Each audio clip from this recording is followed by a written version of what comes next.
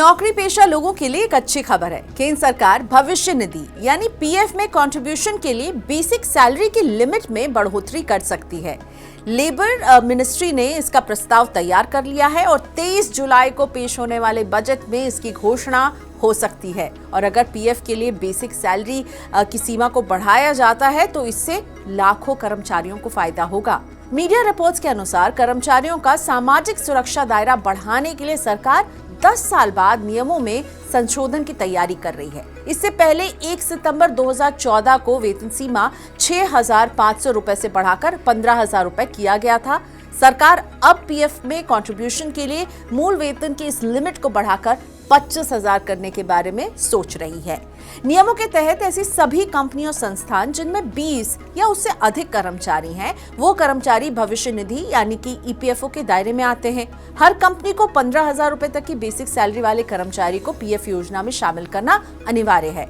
मौजूदा नियमों के तहत कर्मचारी की बेसिक सैलरी और महंगाई भत्ता यानी डीए का 12% हिस्सा पीएफ के रूप में काटा जाता है और कंपनी की ओर से ही इतनी ही रकम का कंट्रीब्यूशन किया जाता है।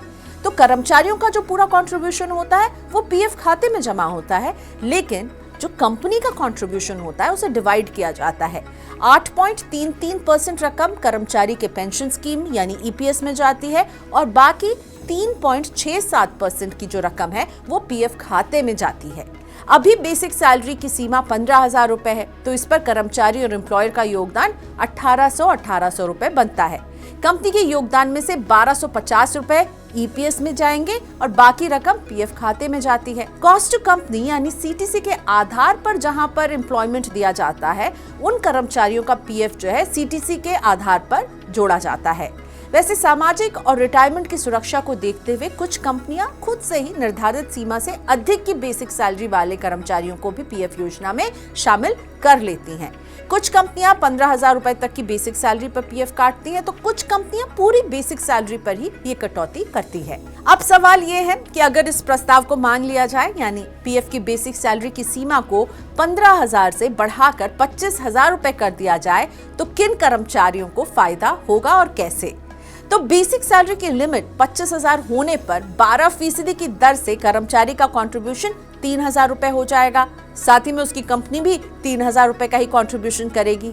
इसमें से कर्मचारी के पेंशन फंड में 2,083 रुपए जाएंगे और पीएफ खाते में 917 रुपए जाएंगे। ईपीएस में कंट्रीब्यूशन बढ़ने पर कर्मचारी को अपने भविष्य में मिलने वाली राशि जो है वो बढ़ जाएगी। कर्मचारी का कंट्रीब्यूशन बढ़ने पर कर्मचारी अपने रिटायरमेंट के लिए ज्यादा पैसे भी जोड़ पाएंगे। जो कर्मचारी अभी 15,000 रुपए बेसिक सैलरी की सीमा की वजह से पीएफ योजना के दायरे में नहीं आते थे, अगर सरकार बजट में पीएफ के लिए बेसिक सैलरी की लिमिट को बढ़ा देती है तो इससे और नए कर्मचारी पीएफ योजना के दायरे में आएंगे, उन्हें ज्यादा फायदा हो पाएगा और उन्हें ईपीएफओ की ओर से मिलने वाली सामाजिक सुरक्षा से जुड़ी और भी कई योजनाओं का लाभ मिल पाएगा। सरकार भी यही चाहती है कि पीएफ के दायरे में ज्यादा से ज्यादा कर्मचारी आएं और इसीलिए इस तरफ ध्यान भी है उनका। फिलहाल पीएफ पर सालाना 8.25% ब्याज मिल रहा है, जो सभी सरकारी बचत योजनाओं की तुलना में सबसे ज्यादा है। पीएफ में सालाना 1.5 लाख रुपए तक के निवेश पर टैक्स में छूट का लाभ मिलता है। यही नहीं, रिटायरमेंट के समय एक सीमा तक मिलने वाली रकम टैक्स फ्री भी होती है।